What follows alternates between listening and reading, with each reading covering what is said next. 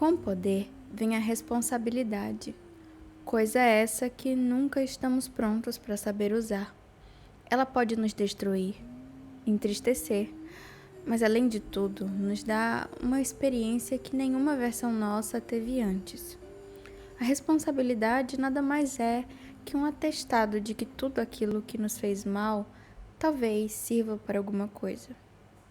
Quando abraçamos nossas falhas, questões ocultas e indefinidas, damos a nós mesmos uma chance de superar nossos próprios problemas. Mas de fato, há questões que nunca poderão ser solucionadas, que não dizem respeito apenas ao eu, questões que se repetem como um ciclo vicioso e deixam marcas maiores que qualquer outra dor, pois carregam em si a dor de 1000 outros, a revolta e as possibilidades que nunca serão reais. A pergunta é: como não perder a sanidade diante de tudo isso? Oi gente, eu me chamo Laura, mas por aqui vocês podem me chamar de Laures e esse é mais um vídeo aqui nesse canal. Hoje eu vou falar sobre o anime Madoka Mágica. E eu tô vestida de Kyoko, que é uma das personagens desse anime. Madoka Mágica é um anime de 12 episódios que foi lançado em 2011. E ele é bem conhecido por um fator curioso. Ele pode parecer um anime comum desse sobre magia, sobre amadurecimento e heróis, mas na verdade ele tem uma carga dramática muito maior. E é isso que eu trouxe aqui para o vídeo e espero que vocês debatam sobre e tragam também pensamentos que vocês têm ou que possam criar a partir desse vídeo. A estética fofa, as personagens jovens e a leveza dos primeiros episódios reforçam essa ideia. Mas isso muda rapidamente até o terceiro episódio, quando se cria a regra dos 3 episódios. Você já ouviu falar sobre isso? A protagonista aqui se chama Madoka, que é uma menina de 14 anos. Fase essa que é comum que a gente saiba que se passa por muitos amadurecimentos e diversas coisas na sua mente acabam mudando nesse processo. Por si só, é uma fase difícil. E além de tudo, ela recebe a chance de se tornar uma garota mágica, que parece uma coisa incrível. Já pensou você poder proteger todos aqueles que você ama e ainda ter a possibilidade de realizar um desejo profundo? Parece uma oportunidade tentadora, principalmente para uma menina em que poucas coisas diferentes acontecem na sua rotina. E afinal de contas, é comum que em muitas histórias a gente veja uma grande romantização e glamorização desse heroísmo. Então, todos os personagens parecem que são recompensados, apesar de todas as dificuldades que eles passam nas histórias. Então, ok, é uma coisa super aceitável.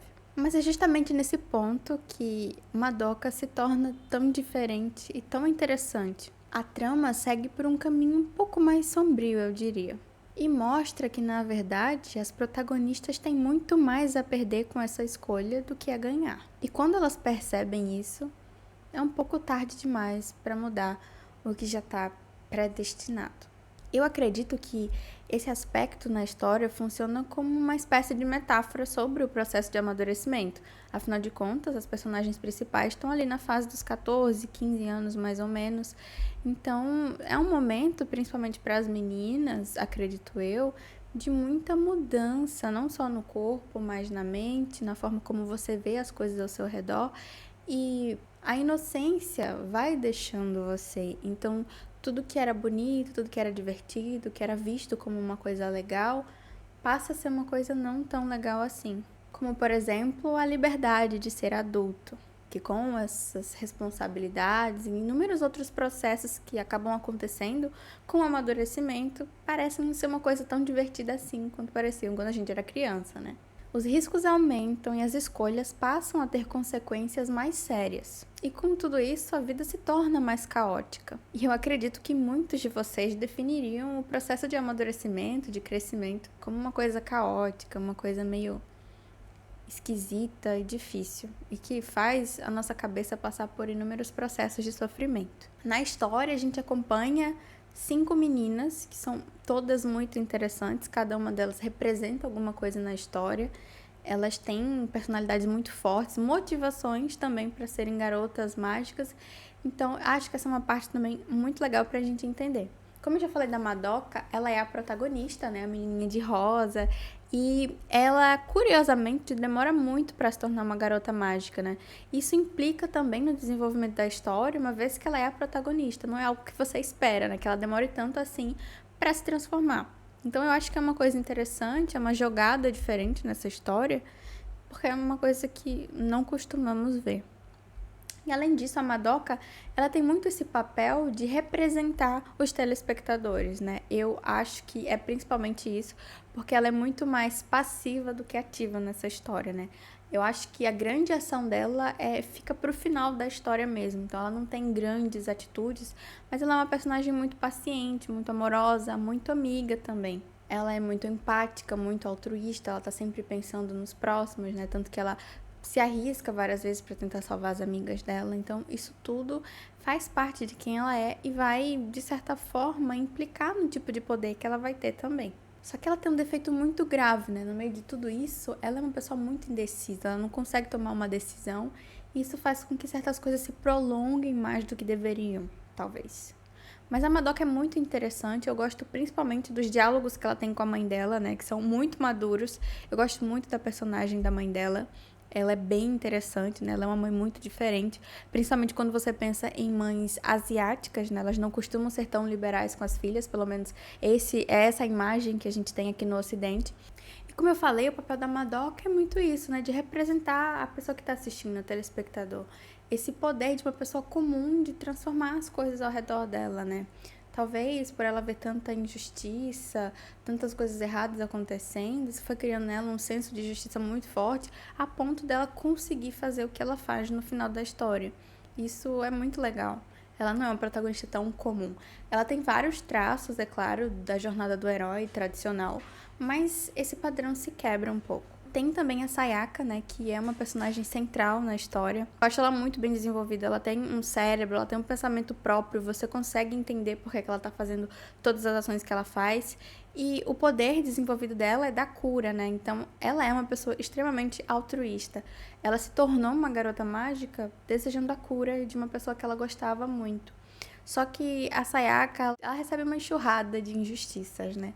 E ela não sabe lidar com tudo isso pelo fato dela ainda ser muito jovem e ter muita responsabilidade. E isso faz com que ela acabe dando tudo de si, às vezes ela se esforça demais para conseguir as coisas, mais do que as outras meninas, né, que tem um talento mais aflorado, mas isso mostra o quanto ela é determinada. Diferente do que possa parecer, né, para quem assiste ou para quem fala sobre esse anime em específico, eu não acho ela uma pessoa fraca, muito pelo contrário, né, ela demonstra ser muito forte, porque ela precisa de muita força para ir além do que ela é.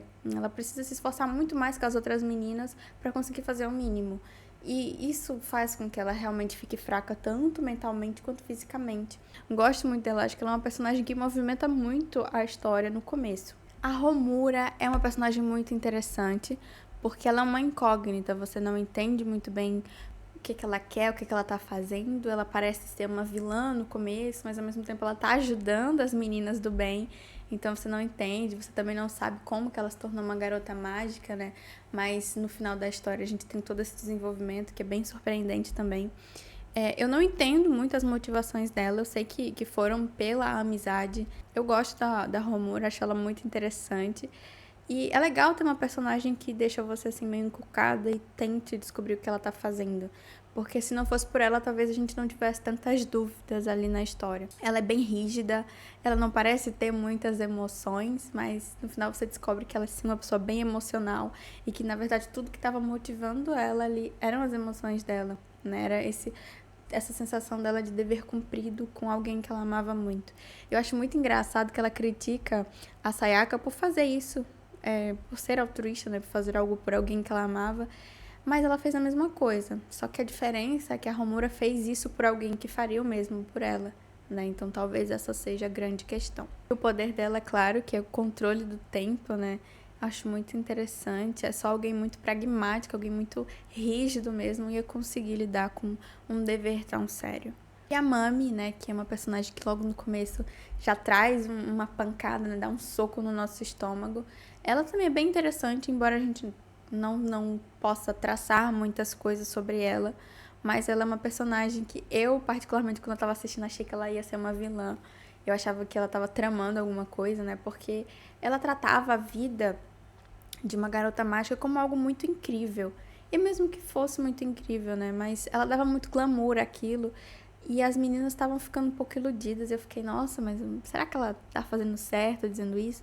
Mas na verdade ela só não sabia muito sobre as consequências daquilo que ela estava fazendo parte. Mas ela também é uma personagem muito interessante, né? Eu acho que se tivesse mais coisas sobre ela, talvez tenha, né? Porque eu não vi o filme ainda. Então, é basicamente isso. E agora vamos para minha personagem favorita, que é a que estou homenageando com o meu figurino dessa vez, que é a Kyoko. Eu acho a Kyoko uma personagem muito bem trabalhada nessa história, porque ela começa como uma espécie de vilã e aos poucos ela vai se mostrando uma pessoa totalmente diferente e você entende as motivações dela por trás de tudo aquilo. Eu acho bem legal porque eu realmente não gostava dela no começo e isso foi mudando com o tempo. Principalmente por causa da rivalidade dela com a Sayaka, que eu também gosto muito. A Kyoko, ela é muito rígida também, assim como a Homura, só que diferente da Homura, ela é mais esquentada, né? Ela é muito egoísta.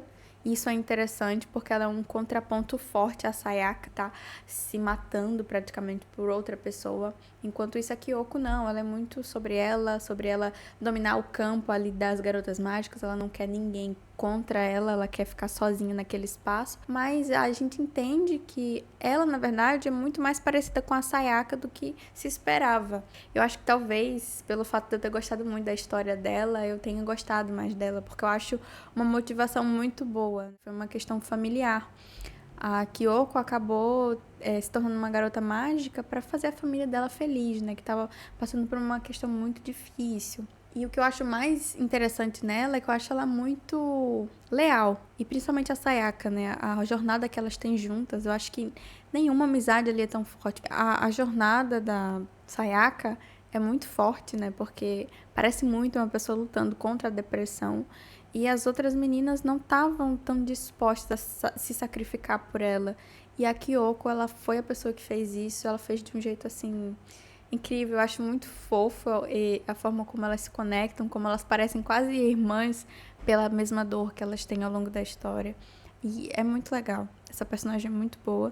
Eu acho que ela, junto com a Sayaka, tem uma trama muito legal também. E uma coisa também que eu acho muito interessante, né, que vem muito depois das garotas mágicas, que são as bruxas. As bruxas são apresentadas pra gente como as grandes vilãs da história, né, que são as antagonistas diretas das garotas mágicas. Então, elas lutam contra essas bruxas e a gente não sabe muito bem quem são essas bruxas, como elas se tornam bruxas logo no começo, mas a gente vê como elas são, que é o interior. Então, quando eu falo de uma bruxa, eu não tô falando de uma personagem bruxa, mas de todo um universo que compõe essa bruxa, como se fosse a mente dela se expandindo, como se ela não tivesse aguentado a pressão e tivesse se dissipado e se tornado um universo próprio. Isso é muito interessante para representar questões mentais, né, questões psicológicas, porque cada um de nós tem o seu próprio universo mental, psicológico. E elas têm que lutar contra, não uma pessoa, mas contra um conceito, contra um universo. Isso é muito interessante. E não só essa simbologia, mas também a maneira como isso é apresentado visualmente pra gente. É como se a gente adentrasse na mente dessas meninas, né, que são as bruxas, e tudo que tá ali naquele universo representa algo na vida dela, algo que ela pensou, algo que ela sentiu. Cada uma delas é diferente da outra, né, mostrando como elas são únicas, como elas são diferentes, como elas têm personalidades extremamente opostas também. Eu gosto muito dos desenhos, porque é tudo muito diferente da história, se destoa muito dos traços da animação que a gente vê na maior parte do anime. É algo muito mais criativo, mais colorido, mais bonito até eu diria, experimental, e faz com que a gente tenha essa imersão sensorial. A gente tem a Charlotte também, que é a bruxa das sobremesas, que tem muito doces. Alguns remédios também a gente consegue ver nessas cenas. E nessa bruxa, né, quando elas estão lutando contra essa bruxa, que acontece a virada chave da história, que é quando uma das personagens... Não vou dizer qual é, porque eu não vou dar esse spoiler, tá? Se você quiser descobrir, assista. E é a partir desse momento que a série muda a imagem completamente, né? Quando as meninas veem que para se tornar uma garota mágica, uma hora ou outra você vai ter que acabar dando a sua própria vida. É um preço que essa vida cobra. E isso para elas se torna muito mais difícil de decidir se elas querem ou não se tornar, né? Então vira um grande dilema. É a primeira ruptura da história que vai mudar o nosso olhar sobre ela e também a forma como as personagens vão lidar com tudo isso. Uma questão central na história é o fato de que só meninas se transformam em garotas mágicas. Isso é explicado pelo Kyubey, né, que é o alienígena que está ali na história em todos os momentos, que transforma as meninas comuns em garotas mágicas. E ele explica que nessa fase da adolescência as meninas passam por muitas emoções que são capazes de gerar muita energia para o que ele precisa, né? E de onde vem essa questão de que as meninas são muito emotivas, que as mulheres são muito emotivas, né? Também um ponto interessante. Eu já falei aqui sobre a female rage, que é a histeria feminina, que é um fenômeno que já foi interpretado de inúmeras formas, né? E uma dessas formas foi uma doença psicológica. Vários estudiosos na época chegaram a conceituar isso como um problema, como uma espécie de loucura, que na verdade é mais parecido com uma forma da mulher se expressar e de dizer que está descontente com a realidade em que ela vive. O que eu pergunto para vocês é: será que as mulheres são muito sentimentais? Ou será que elas só estão lidando com uma realidade meio inaceitável? Um dado interessante que eu encontrei, né, do Instituto Cactus, que foi de uma pesquisa feita pelo IBGE em 2023, com meninas e meninos entre 13 e 15 anos, que mostra que 29% das meninas que foram entrevistadas na época disseram ter problemas emocionais, enquanto os meninos, apenas 8,6% disseram ter o mesmo problema. Isso mostra que essa é uma realidade, né? E o que pode explicar isso, né, é que o fato de que a adolescência realmente tem muitas mudanças que podem gerar essas emoções, claramente, para ambos os gêneros, mas que para as meninas isso acaba sendo um pouco mais difícil por causa de algumas questões que são pontuadas até pela própria pesquisa. A discriminação de gênero, né, que é uma coisa que se restringe basicamente aos estereótipos, aos padrões de gênero, ao fato de que uma mulher não tem tanta liberdade quanto um homem, por exemplo. A gente não pode fazer certas coisas sem ouvir certas outras coisas. As pressões estéticas, né? É necessário que uma mulher se pareça de uma determinada forma para conseguir algumas coisas, né? Para ter oportunidades, é preciso se parecer de uma determinada forma. E eu acho que a questão mais forte, né, entre todas, é a violência em si, seja a violência física, violência verbal, é uma coisa real. Os números aqui no nosso país de violência de gênero são altíssimos e esse é um problema que está muito longe de ser resolvido. O que eu entendo, no final das contas, depois de assistir esse anime, é que nós, mulheres, carregamos um peso desde que a gente nasce e ele só vai aumentando à medida em que crescemos e percebemos o que nos cerca. No final das contas, assim como no anime, nós geramos a energia que faz esse mundo funcionar. Porque quando a gente fala dessa questão toda de gênero e dessa força, dessa energia gerada, não dá para esquecer do trabalho doméstico, que não é remunerado e que muitas vezes é invisibilizado, é como se não existisse, mas que cria os filhos, que mantém as casas do jeito que são. Então é muito interessante pensar sobre isso e refletir que esse é um anime que traz essas questões e que provavelmente pessoas que jamais pensariam nesses pontos, discutiriam ou assistiriam algo sobre isso, acabam tendo essas pautas aí em mente. E Madoka é muito mais do que só isso que eu falei, né? Ele tem inúmeros outras vertentes, outras abordagens, outras histórias que estão ali também que podem ser discutidas. Então eu indico muito que vocês assistam, é um anime muito interessante. Você só tem a ganhar assistindo ele. Eu gostei muito, eu assistiria ele várias vezes porque ele tem muitos detalhes e eu acho que cada vez que você assiste você consegue perceber uma coisa que você não viu. Ele é realmente muito profundo e toda essa mensagem que eu acabei falando aqui é algo que você consegue perceber que ele discute também. E é isso, gente. Espero que vocês tenham gostado do vídeo. Compartilhe com alguém que você acha que vai gostar de ouvir isso. Curta se você gostou. Comenta o que você achou do vídeo, se você já assistiu o anime, o que você achou dele. E me indica também uma outra coisa para falar por aqui. É isso, gente. Até a próxima.